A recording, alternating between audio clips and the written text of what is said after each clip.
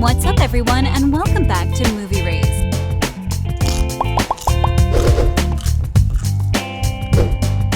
Bridgerton devotees find it kind of difficult to keep up with the many characters in the series. That's why today we're going through the entire backstory of the Bridgerton family. Introduction.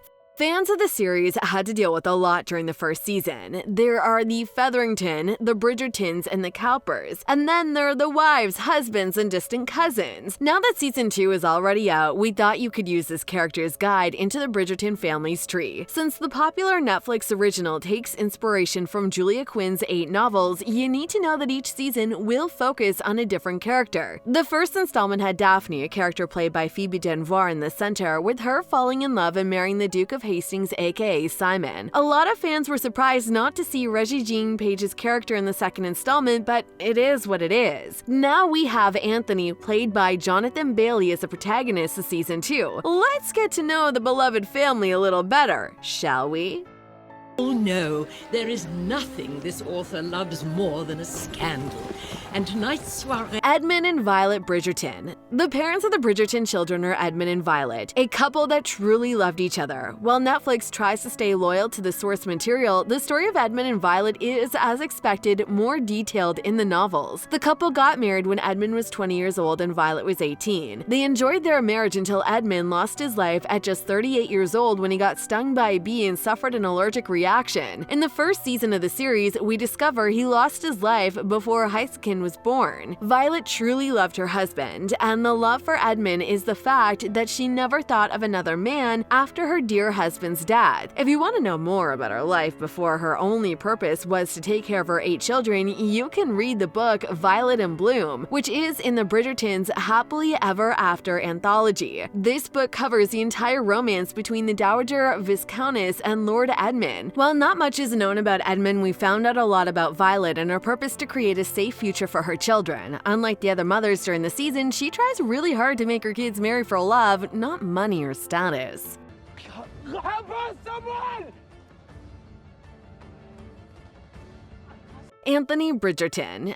As already mentioned, the first season of the series focused mainly on Daphne's story, but you have nothing to worry about as each of the siblings will get their own season. At least, that's what we hope for. The children are Anthony, Benedict, Colin, Daphne, Eloise, Francesca, Gregory, and Hyacinthia, but the second season focuses entirely on Anthony. When it comes to the book Anthony versus the show versions of his character, there is not a lot of difference as the series also follows this young troubled man who is still broken by his father's sudden death. Anthony is occupied with his siblings' future. He cares for them but never really watches for himself. In the first season, he fell in love with the opera singer Sienna Rosso, but since Bridgerton is all about titles and classes, the two didn't stand a chance together. In season 2, Anthony goes on a quest for a wife and he meets Miss Edwina, and then there's Kate, Edwina's sister, and Bridgerton gives us one of the most intense love triangles in the history of cinema. Anthony ends up with Kate in the finale of season 2, leaving Edwina broken in a wedding dress in front of the aisle.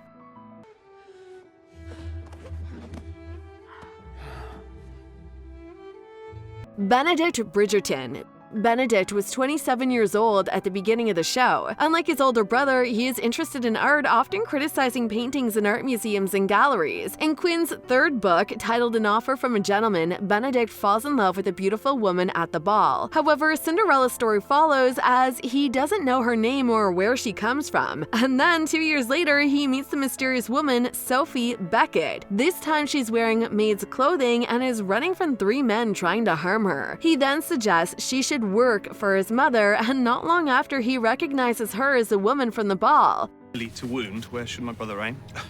You think you have the skill to guide the path of a moving bullet? Then Colin Bridgerton.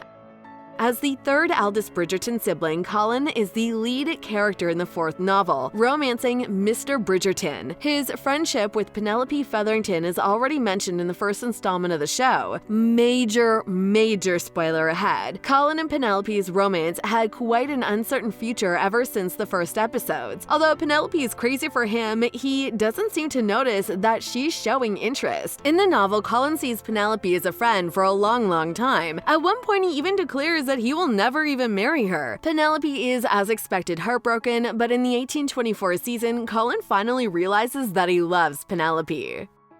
Are you well recovered, Miss Thompson? Oh yes, I was quite ill. And what's the suspicion? Daphne Bridgerton.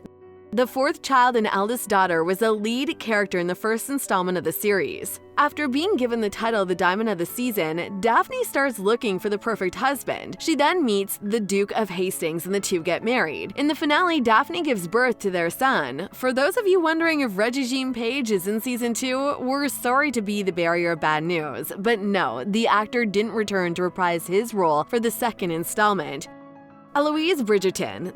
This woman simply doesn't want to get married, and since she's living in a world where getting married is practically her only purpose, ELOISE struggles to find a way out of the messed up society. She wants to do other things in life, other than just getting married and having children. In the novel, ELOISE turns down 6 different marriage proposals. While she looks like she's accepting her fate in the first installment, ELOISE will never settle down with a husband, at least not in the source material. And she's happy without one. In the series, she's preoccupied with the identity of Lady Whistledown while hanging out with Penelope, who is in fact Lady Whistledown. Oh, you mean visiting my new acquaintance, Madame Delacroix? She's not your... I was wrong about her, brother. She's wonderful, you have nothing. FRANCESCA Bridgerton.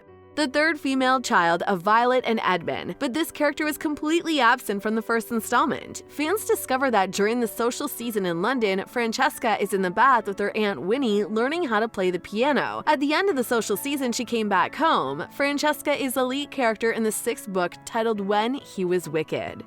Gregory Bridgerton. Gregory Bridgerton was only 12 years old when the series started. He's the main character in the 8th book, On the Way to the Wedding. Gregory's story follows an interesting twist with him falling in love with an already taken woman. The woman's name is Hermione. Her best friend Lucy is unhappy with her choice and helps Gregory win Hermione over. While the two of them work on making Hermione fall in love with Gregory, Gregory and Lucy develop feelings for each other.